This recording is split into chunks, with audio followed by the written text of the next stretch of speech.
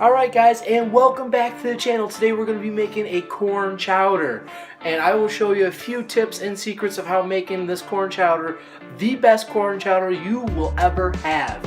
So let's check this out. Alright guys, so here I have my celery and carrots. The carrots are underneath there. Now whenever you do the soup, you always do 25% celery, 25% carrots, and 50% onion. So I have a full thing of onions there, so that's my 50%. Another two 25s here makes a 50%. Then I have a half pound of bacon, 1 quart of heavy cream, and then I have my salt and pepper, like always. Let's get started. Alright guys, I have a really big stock pot to be making this soup in, so I don't have anything smaller, I'm just using what I have. So let's get started. Alright guys, so when you want to make your chowder here, you want to make sure your pan is hot and ready. So when your pan is hot and ready, we want to add that bacon in there, because what happens is if you don't do that, your bacon will stick to your pan. Alright guys, so this has gotten very, very hot. We're going to add our bacon. Alright guys, so we're going to let that bacon render for a while, and I'll show you what it looks like when it's done rendering. This takes about 8 to 10 minutes. Alright guys, so we're basically halfway through the cooking process of this bacon. Do not stop cooking it yet. You want to keep cooking this. Don't add anything else yet. This is still not done. Alright, we want this bacon to be really, really crispy when we're done. Because if you don't do that, you'll have soft bacon in there. It'll be chewy bacon in your soup. For soups, you do not want that. So we're going to let this cook for the rest of the way, and I'll show you what it looks like when we get there. Alright guys, so we're like 3/4 of the way done with this bacon, and it's looking freaking awesome. Do not stop here. Just keep cooking your bacon. It's looking awesome. It's almost there. And all that grease in the bottom of the pot is good. We want that there. Alright, now if you don't want that grease, you don't want bacon in your chowder, you can use either olive oil or just regular vegetable oil to make it a little bit healthier for you if you want to. But this is the secret of making a really, really good chowder. Alright guys, this is what your bacon should be looking like, alright? Now, I've got it rendered. If you don't know what rendering is, it is taking all the fat out of the bacon and just leaving the bacon. So now that it's all come out of the bacon, we're going to add our vegetables. So we're going to add our celery and our carrots and our onions. There's our celery and carrots and our onions. Now we're going to give this a quick stir. Now I'm cooking with all that bacon grease in there too, so it's sauteing these vegetables.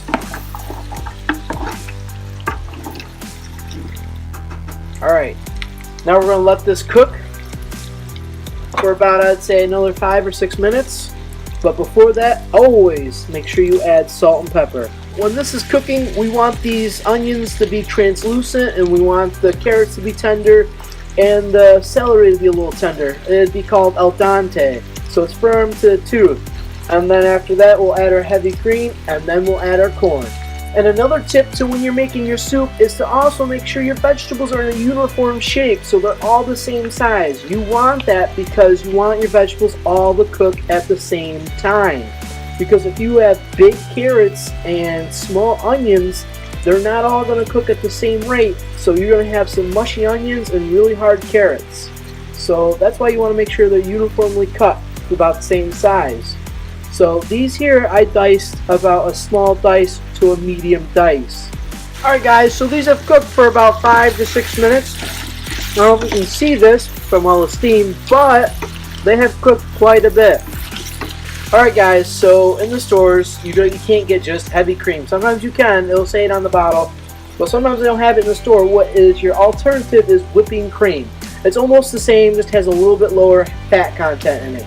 So that's what I'm going to be using. So now I'm going to add my heavy cream.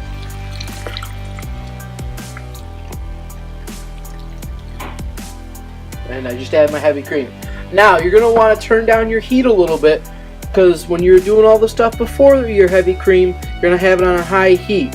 So what you're going to have to do is when this starts simmering, you got to turn down your heat so you're not boiling it. That's very bad for the soup if you let it boil. Now we're going to let that come to a simmer, and once it comes up to a simmer, we're going to turn down our heat. It's very important you do that, because if you let it boil, it just breaks the soup and it's not good for it. Overcooks everything in the soup. So, and at this point, we got to add more salt and pepper because we added something else to it.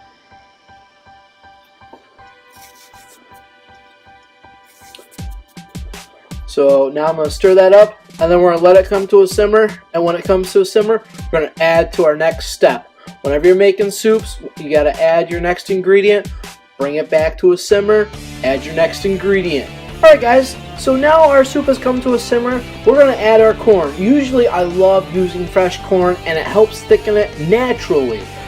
But it's dead of winter and we cannot get any fresh corn. So the best next thing is some frozen corn. So we're going to add that to it.